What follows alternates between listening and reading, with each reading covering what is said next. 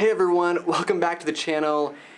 Anyone who's watched any of my videos hopefully knows that I am extremely passionate about teaching the gospel overseas. I've shared plenty of advice and tips and even our own experience while doing so while living in West Africa. But today, I need to share some advice that I think is more important than anything else I've shared so far.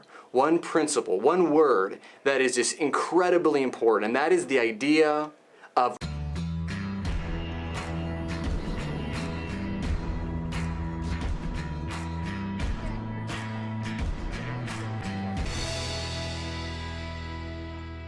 Today, I want to talk to you guys about replicability. So this might not be a word that you use on the daily, but it is a word that I think about daily in the mission field here in Sierra Leone. The definition of this word, according to Oxford's dictionary, is the quality of being able to be exactly copied or reproduced. So what that means, at least in the context of foreign missions and teaching the gospel overseas, is that we as foreign missionaries need to conduct ourselves, need to teach in such a way, need to model the Christian life in such a way that it is easy to be replicated by the natives and by the locals that we are seeking to influence. So let me give you an example of what this looks like to kind of illustrate what I mean here. So as you may or may not know, it's the rainy season here in Sierra Leone, and that means it's bridge building season. Because in the rural areas, a lot of these kind of small creeks and small little water passings,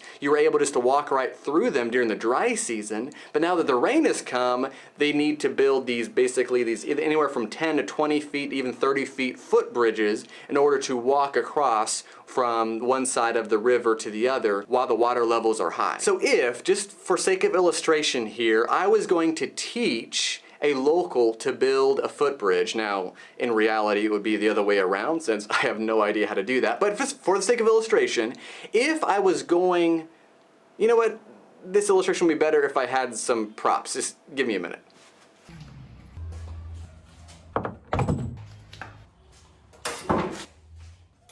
So like I said, if I was going to build a bridge, and one of my primary purposes behind building this bridge wasn't just to build a single bridge, but rather to equip my neighbor, my apprentice, my pupil to build bridges so that when I'm not there, he can build bridges, or maybe he could go places that I couldn't go to build bridges. What kind of approach do you think I'll take if I'm focused on being able to do something in a way that my pupil will be able to replicate? Do you think I'll use tools like this? Now, this would be the most efficient way possible of building a single bridge. I have access to these tools. I have a generator, perhaps even, that is able to power these tools. But my pupil, the local, the native, my neighbor, the only tools that he has access to are these. So what will be the effect on that person if I teach him how to build a bridge, but only using a power saw and a power drill? I have given him the understanding, the impression, that the only right way to build bridges is with a power saw and a power drill. Therefore, this individual, instead of spending his life building bridges for those who need it, he'll be waiting, hoping, even perhaps praying, saving up for something he'll never be able to afford, waiting for something he'll never have access to. But it would be so much better for me to teach him how to build a bridge using a handsaw than using the power saw. Because the handsaw is something he has access to, the power saw he doesn't. So yes, it might take me longer to finish that bridge. It might actually be as polished or as finely built, but I have just equipped a man who feels like he has the ability and the resources to do the exact same thing I did. And then he's able to go to different lands and different areas and different regions to continue building bridges. You see, that might be kind of a silly example when it comes to bridges, but it's so much more important when it comes to teaching the eternal and truly valuable things in this world, like the gospel, like truth, like the Holy Scriptures. So let me get a little bit specific regarding the ways that I apply this principle of replicability. So one common challenge that a lot of underdeveloped countries face is that local groups of believers have a very difficult time finding sufficient meeting places. And what I mean by that is that because of some of the more impoverished conditions that are common in countries like Sierra Leone, it's very difficult for a church to be able to buy property or be able to build structures. And there's actually a legitimate need for that to happen. Okay, so because of the weather, it's very important to have at least some relief from the sun, but also because there are months of pretty frequent ongoing rain, you also need to shelter from the rain.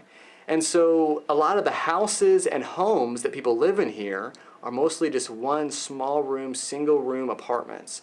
And so the idea of even being able to meet inside a Christian's home just isn't realistic. And so there's a significant need to find a sufficient meeting place. However, there are some challenges. When Sonia and I and the Reiches moved here, the local Christians here shared a plan, a schematic that they had developed for a type of church building that they were looking to construct. Right now, we don't have a church building. We meet in an alleyway. We meet outdoors. We string up a tarp between two walls, and that's basically all we have to keep us out of the elements.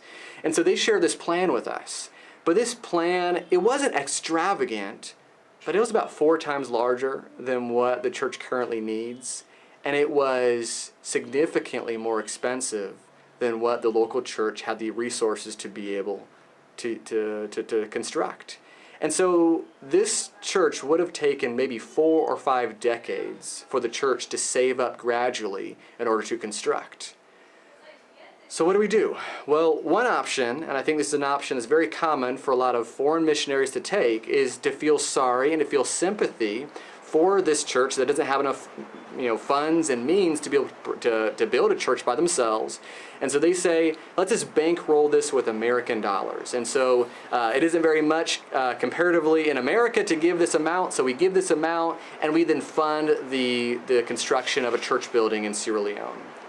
But what's the byproduct of that approach? The byproduct of that approach is that we have then given the local Sierra Leoneans, or whatever country you're talking about, the impression that what is required to build a place that was sufficient for meeting on Sundays, it requires US dollars, it requires US assistance, and it requires dependence upon American Christians.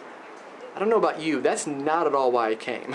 I didn't come to further develop the dependency on the U.S. Instead, I came to be able to help develop a culture of self-sustaining local bodies of Christians. And so instead of just bankrolling it, which would be the easiest, quickest way of accomplishing this, instead, my advice was, well, how about we just build a stick tent and put tarp over it for the first year? And during that year while we're meeting inside this little kind of crude, small, very simple structure, we'll save up. And we'll be able, at the end of another year, to save up enough to buy some zinc. And then later on, a few months later, then we can build a nice kind of half wall and we can replace those sticks with little cement pillars. And after that, we can then create a nice floor and foundation. Then after that, we can build an outhouse. And after that, but you see, the idea is, let's do what we can. Let's try to find a solution that you have the means to be able to provide for yourself. Let's not use the power tools, the power saw. Let's use the tools, let's use the means that you have available. Because that is a method and approach that can be replicated, not just by the brethren here in Beau, Sierra Leone, but if I ever visit different churches in Kailan or Pujon or Bont or Kono, I'll be able to say, well, the church in Beau did it like this. And we didn't need US dollars. We didn't need a huge crowdfunding money package from the US in order to accomplish this for ourselves. And I think you can do the same thing. It's possible for local brethren to replicate that model, whereas the whole dependence upon the US dollar, that's something that just breeds a level of dependence upon foreigners that is outside their control. And that's not at all the attitude that I think we should be developing in countries like this. Another application is that I choose only to teach in the native tongue, only to teach in Creole. I teach in Creole because that message, that teaching, that Bible lesson will be so much easier for the person who is hearing, the student, to be able to repeat to his or her family, her friends, her neighbors, her community members, if it's spoken in the exact same language that she is then going to speak it. So this principle of replicability also plays into my teaching methods and my teaching approach. All right, I will never use a projector and a PowerPoint slideshow to teach Sierra Leoneans. Why? Because they don't have access to those teaching tools.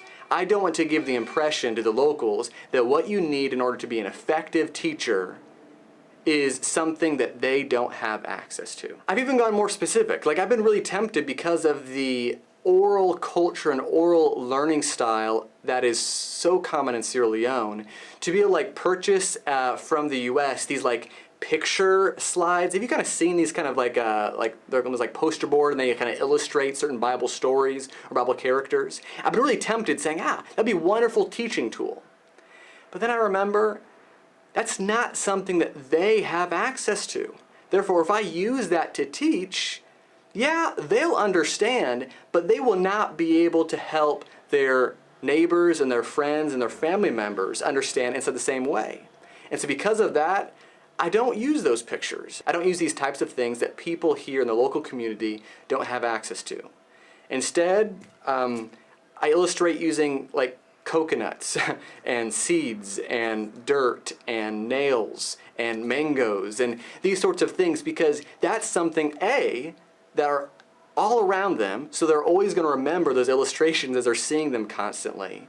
And then B, that's something that they can then use to illustrate or be able to give examples when they're teaching the people around them. If I teach in a way that someone understands what I'm teaching, but will be unable to then repeat that same explanation or that same conclusion or that same, biblical doctrine, then it is my belief that I have failed as a teacher. It's not only my job to help people understand, it's my job to help them understand in a way that they then will be able to help other people understand. So my role in foreign missions is not to do something that no one else can.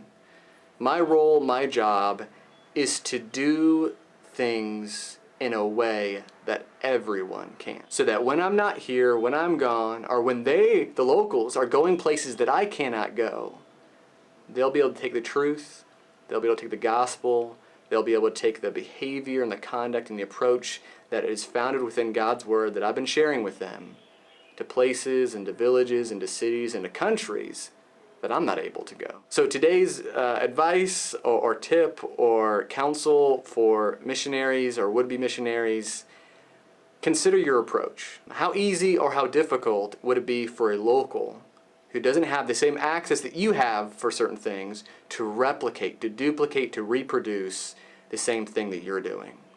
And let that be a guiding light for you in how you're choosing your method and approach. Thanks for listening, guys. I'll catch you later.